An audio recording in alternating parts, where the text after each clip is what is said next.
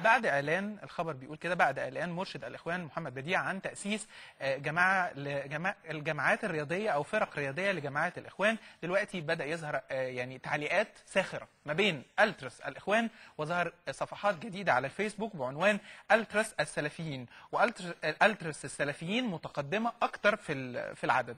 وكعاده المصريين جاءت التعليقات ساخره على الفيسبوك. البعض بيقول الزي الرسمي هيكون من توحيد ونور، والبعض بيقول ان هيكون في قانون رياضي بعنوان استغفر ربنا 5 دقائق بره، وسيتم تنفيذه في حاله عمل اي فاول متعمد، ويتم اعتماد القانون من جانب اتحاد الكره. كمان اي لاعب هيصاب برباط صليبي سوف يقام عليه الحد. ده برضو من تعليقات المستخدمين للفيسبوك. في شعار بيقول احنا الاخوان بنجيب اجوان وبره الملعب بنجاهد كمان، علمان يا عالمين يا ملحدين تعالوا شوفوا السلفيين وايه.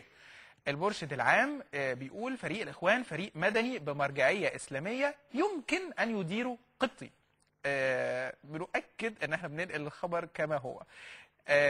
في كمان تعلن التراس اخوان عن تقديمها دروس مجانيه لجماهير الاهلي والزمالك لهديهم الى الفريق الصحيح والقويم، وسيتم الإعلان قريبا عن المكان والمواصلات مؤمنة من مكتب الإرشاد. بيقال كمان من التعليقات اللي نشرت مدحت شلبي أو كابتن مدحت شلبي طبعا مع حفظ الألقاب، مولانا وبشير مولانا وجون.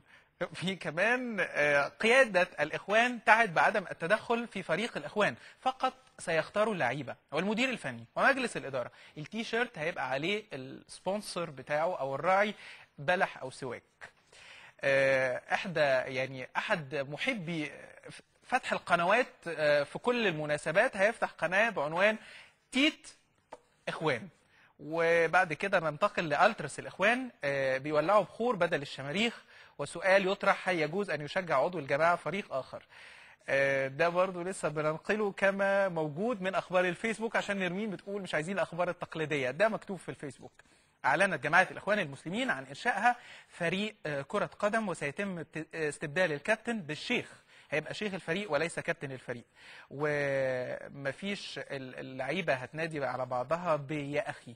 إخوان يونايتد الرياضي يتعاقد رسميا مع كابتن ماجد، وقد أعلن ماجد أنه سيقطع علاقاته مع صديقه ياسين وعلاقته النسائية بعد انضمامه لإخوان يونايتد. في حالة المكسب هتكون المكافآت هي التمر، وفي حالة الهزيمة هيقام الحد على اللعيبة.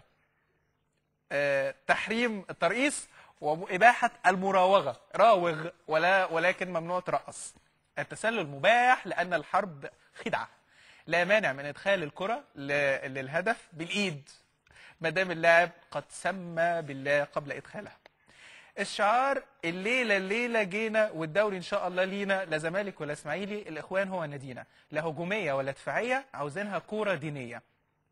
هيبقى في نبأ عاجل بيقول تعلن جماعة الإخوان عن أن فريقها الكروي يستعد للمشاركة بنسبة 45% من منتخب مصر، عملا بمبدأ المشاركة لا المغالبة، معلنين أن الفوز ببطولة الدوري ليس من أولوياتهم في هذه المراحل.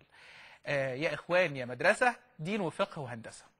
الإخوان يغيرون اسم حارس المرمى إلى مرابط الثغر تماشيا مع كل ما المسميات المعتادة. يعني الإخوان يعلنون الجهاد في أول المباريات مع نادي الشرطة، وهم اختاروا نادي الشرطة على وجه الخصوص كبداية للجهاد وشعار، وهيكون لهم شعار سننجو سننجو.